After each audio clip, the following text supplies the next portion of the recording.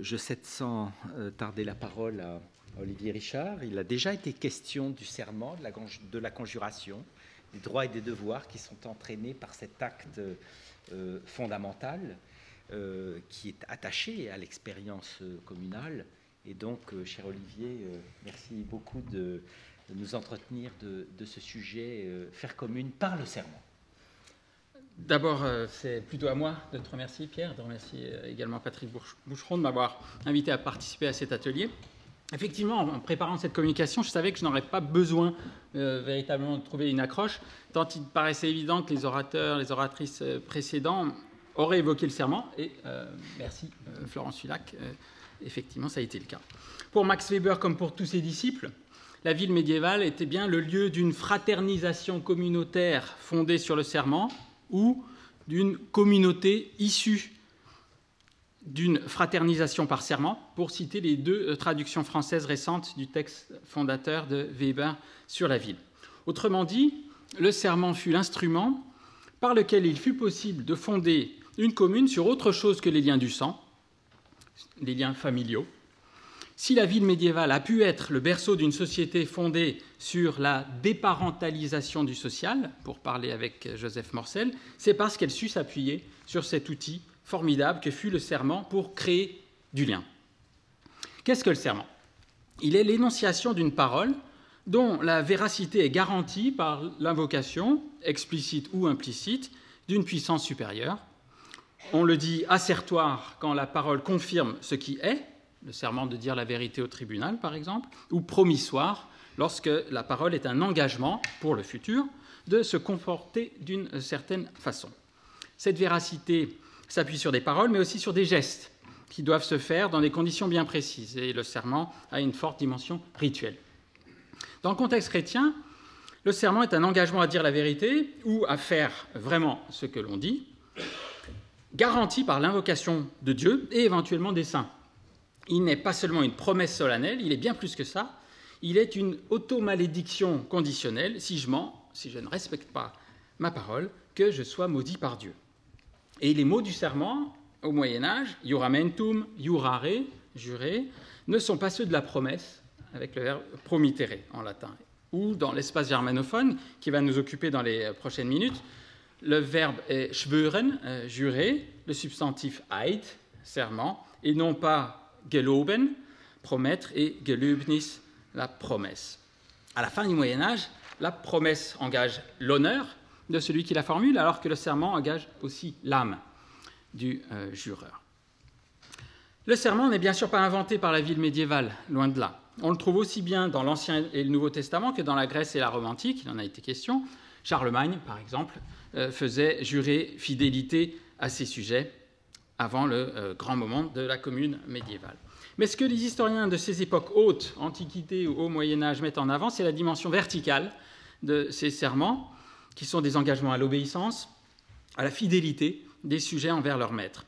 Pour la commune médiévale, au contraire, ce que Max Weber et bien d'autres avant et après lui ont souligné, c'est la dimension horizontale du lien créé par le serment. On l'a vu tout à l'heure. Et ça se retrouve dans ce terme de fraternisation communautaire fondée par le serment. Cette conjuration serait à l'origine d'une véritable révolution communale. C'est la formule qu'utilise notamment Augustin Thierry dans les années 1830.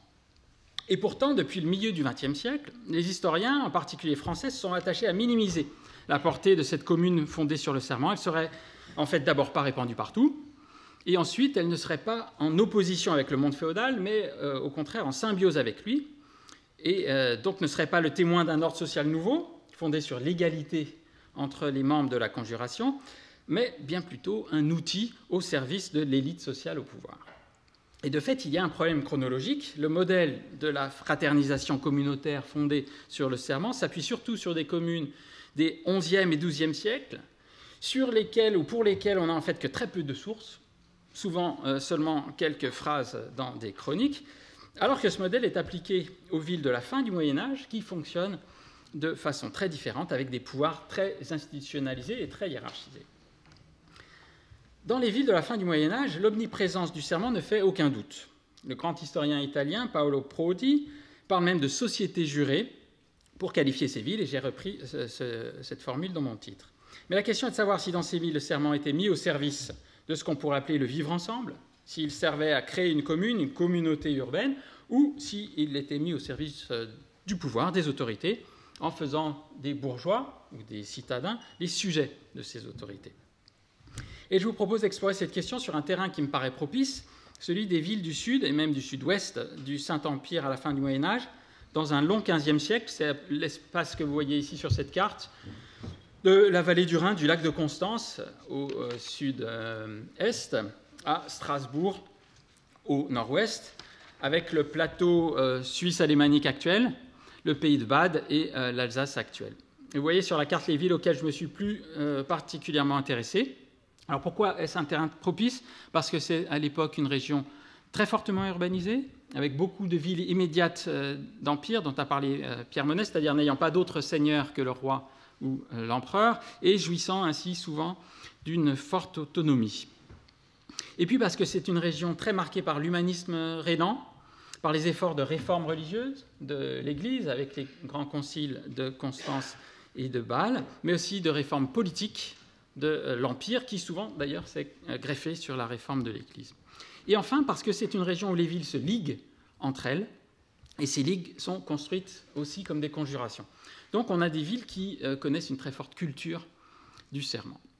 Alors pour répondre à cette question de savoir si le serment était mis au service du vivre ensemble, s'il fondait la commune, ou s'il était avant tout un instrument des autorités, je vais d'abord exposer par quel type d'assermentation les autorités urbaines faisaient commune, puis je m'interrogerai sur le type de communauté créée par ces serments, sa délimitation, ses caractères, et enfin j'étudierai le serment comme technique de gouvernement communal à une époque, le XVe siècle, où le serment est intégré dans une administration qui est de plus en plus régie par l'écrit. D'abord donc, comment faire commune par le serment? Quels sont les types d'assermentation qui sont utilisés? Ce sont d'abord des grandes assermentations publiques, et on les appelle dans le Rhin supérieur Schwörtag, le jour du serment. Dans cette région que j'étudie, le Rhin supérieur, la commune, Gemeinde, dans les sources du XVe siècle comme en allemand actuel, la commune se refonde chaque année ou chaque semestre par un rituel d'assermentation qu'on appelle dès cette époque Schwörtag, jour du serment. Il s'agit d'une sorte de grand-messe civique par laquelle, juste après l'élection du conseil de ville, la communauté ou le commun jure fidélité aux nouveaux conseillers avant que ces derniers ne jurent également, donc réciproquement, un serment réciproque, ne jurent également de gouverner pour le bien de l'ensemble de la communauté riche et pauvre. Et le terme utilisé n'est pas tant celui de bien commun que celui de profit commun, Gemeiner Nutzen. Ces grands rituels sont assez comparables à ce qui se passe ailleurs, en Flandre notamment, ou dans les villes d'Italie septentrionale et centrale, par exemple.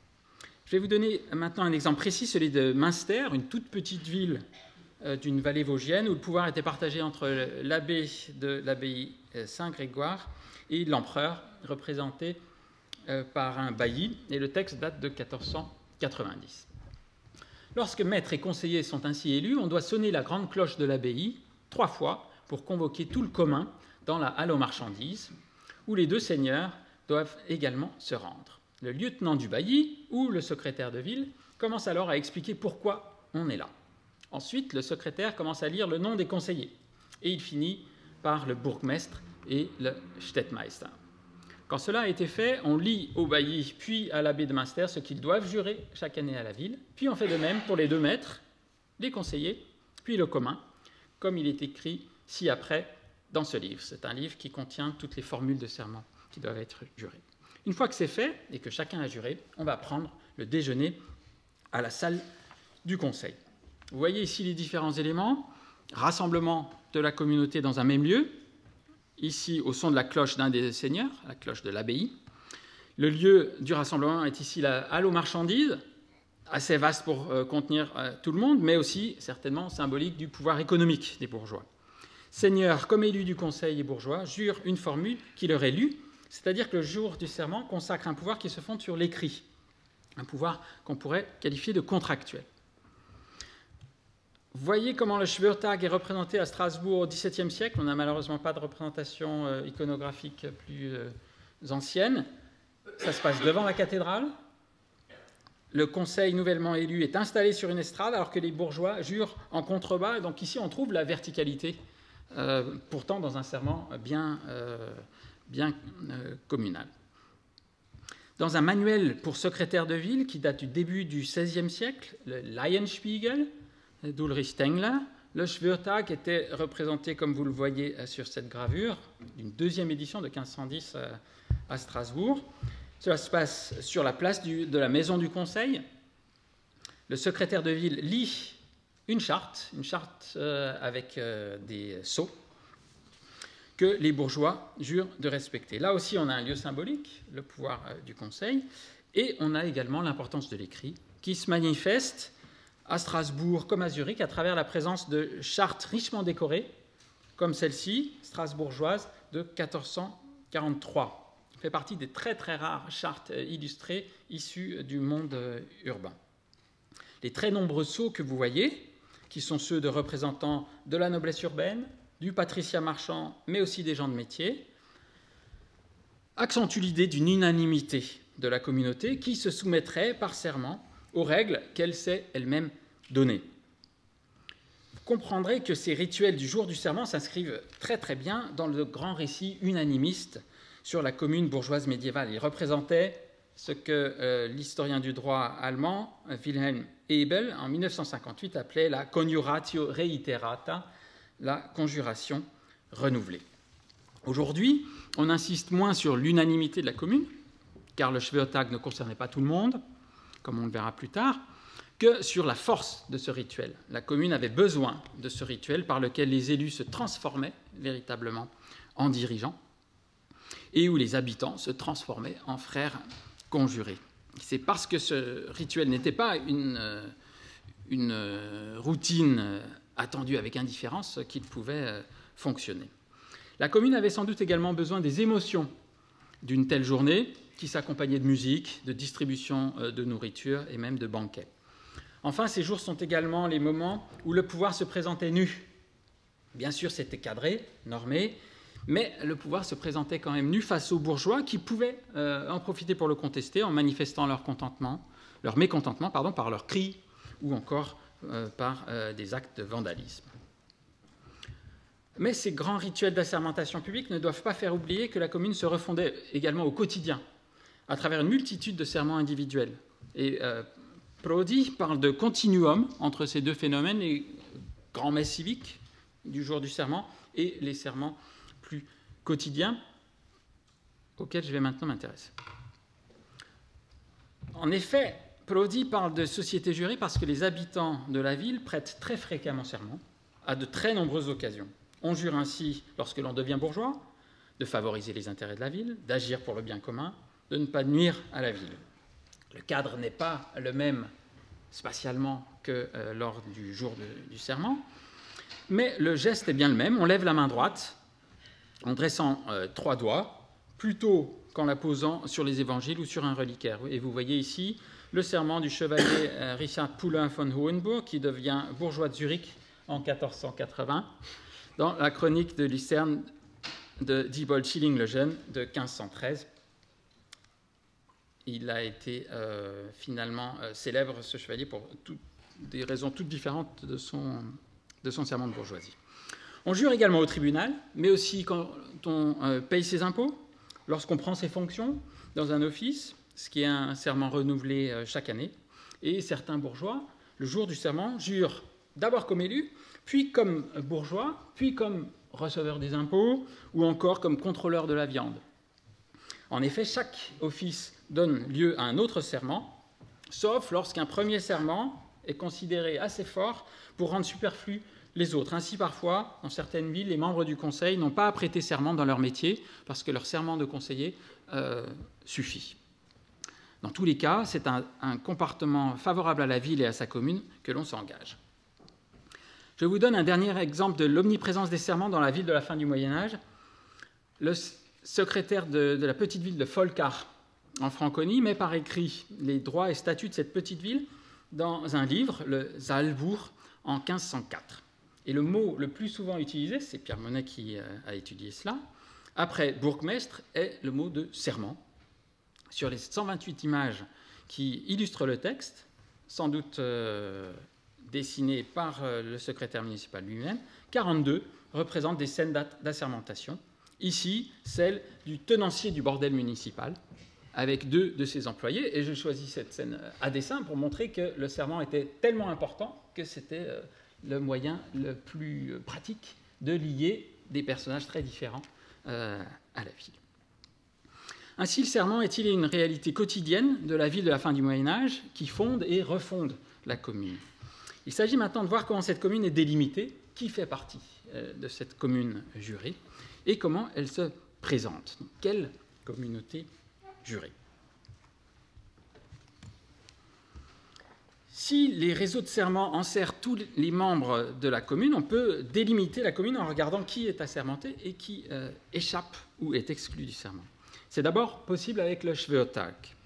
À la fin du XIVe, début du XVe siècle encore, il ne concerne que les bourgeois, c'est-à-dire ceux des hommes adultes qui jouissent de l'ensemble des droits politiques. C'est bien comme ça que les historiens des XIXe et XXe siècles envisageaient la communauté jurée, une association d'hommes au moins idéalement égaux en droit. Les non-bourgeois, les manants, n'en faisaient pas partie.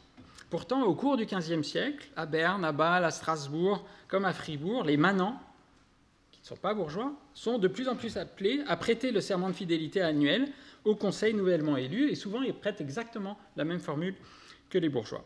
Pourtant, les chartes jurées, ces textes quasi constitutionnels, ne leur accordent pas les mêmes droits qu'aux bourgeois. Que reste-t-il alors de la fameuse fraternisation fondée sur le serment? On peut répondre à cette question de 2 manières différentes. Soit on insiste sur le fait que le serment devient un instrument de contrainte, puisqu'on jure obéissance sans jouir des libertés qu'elle doit apporter, soit au contraire, comme Thierry Dutour, dans son livre « Sous l'Empire du bien », on considère que la différence entre bourgeois et non-bourgeois a perdu de sa pertinence au profit de tous, et que la communauté rassemble désormais toutes les bonnes gens, indépendamment de leur statut juridique. Par ailleurs, les femmes sont exclues presque par tous ces jours de serment. À Strasbourg, elles ont même interdiction de se rendre devant la cathédrale le jour de la sermentation. Mais à Fribourg-en-Brisgau, elles viennent, et si elles ne jurent pas, stricto sensu, elles doivent promettre fidélité au nouveau conseil.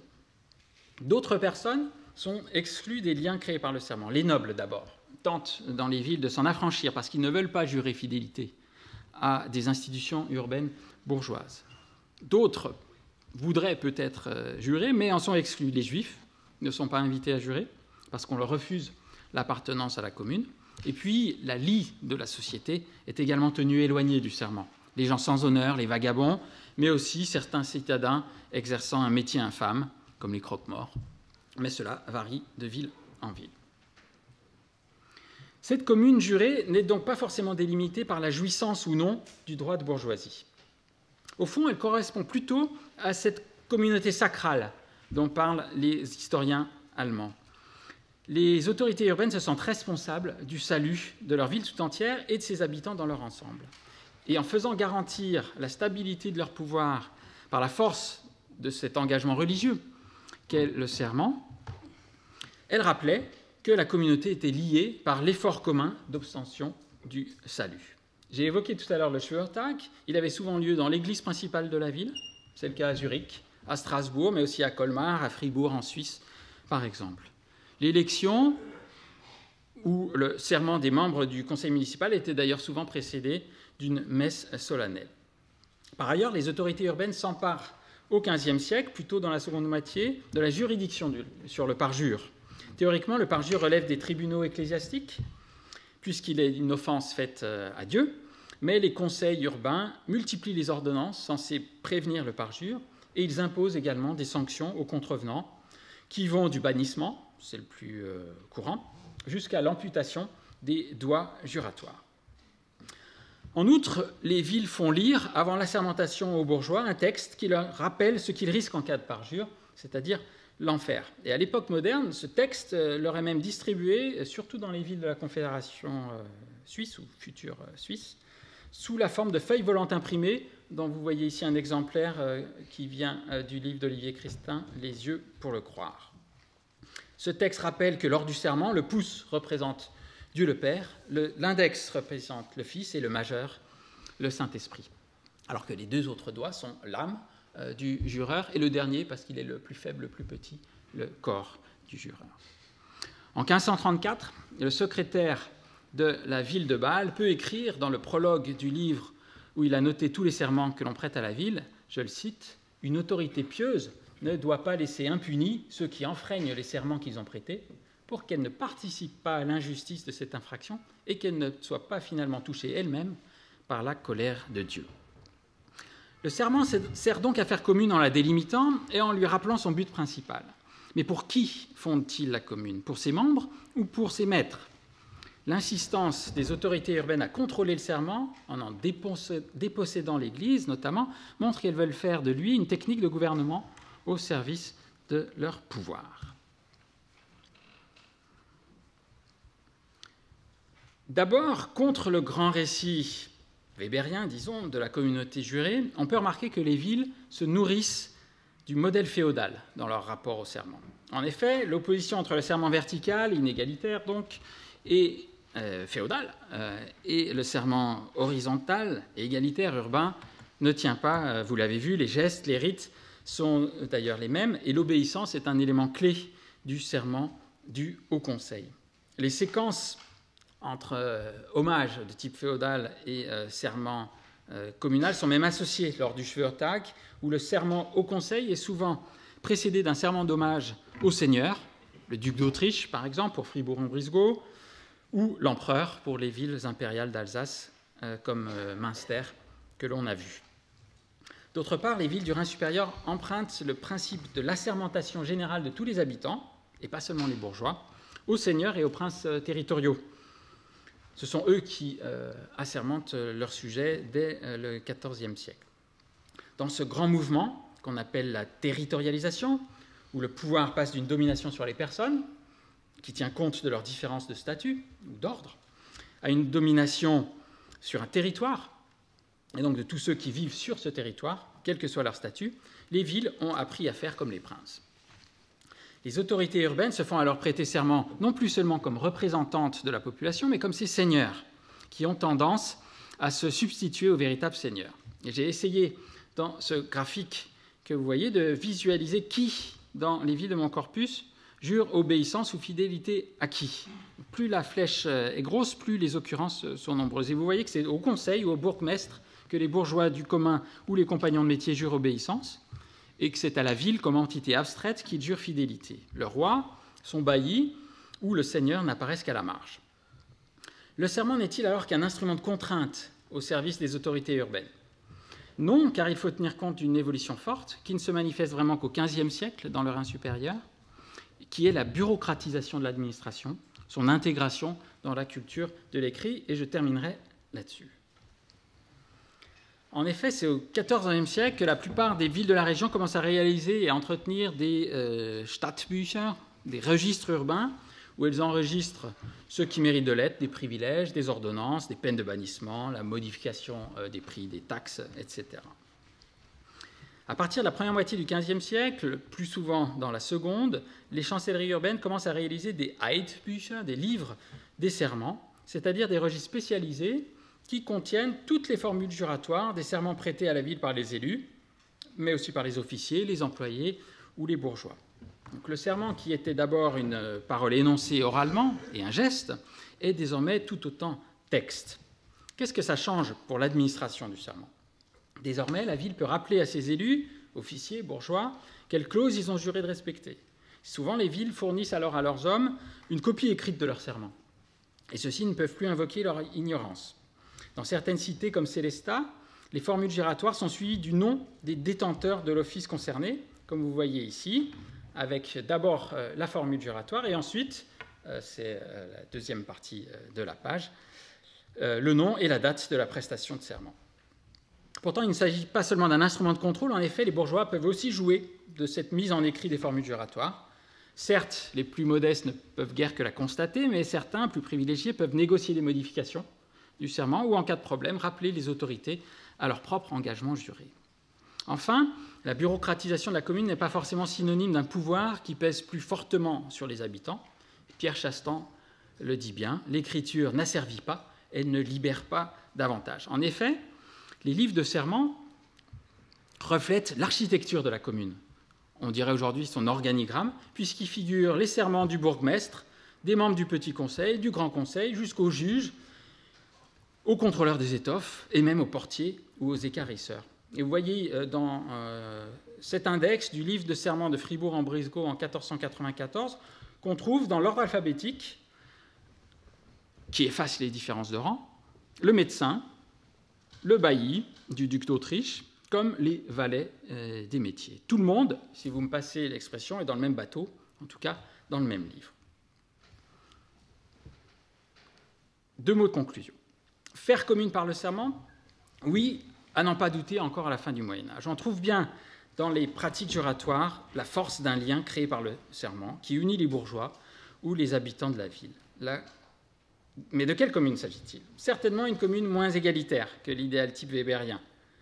Une commune sacrale que le respect du bien commun doit conduire au salut. C'est désormais largement une commune qui obéit, qui s'engage à ne pas contester le pouvoir, mais aussi une commune qui sait utiliser le serment pour stabiliser les relations qu'elle entretient avec les représentants qu'elle s'est donnés ou qu'elle s'est vue imposer. Le serment permet d'assumer ou d'articuler la singularité, mais aussi l'inégalité des membres de la commune avec leur unité. Dans sa version bureaucratique, la version d'un ordre appuyé sur l'écrit, le serment permet aussi à la commune de se distinguer des pouvoirs seigneuriaux et princiers. Je vous remercie de votre attention.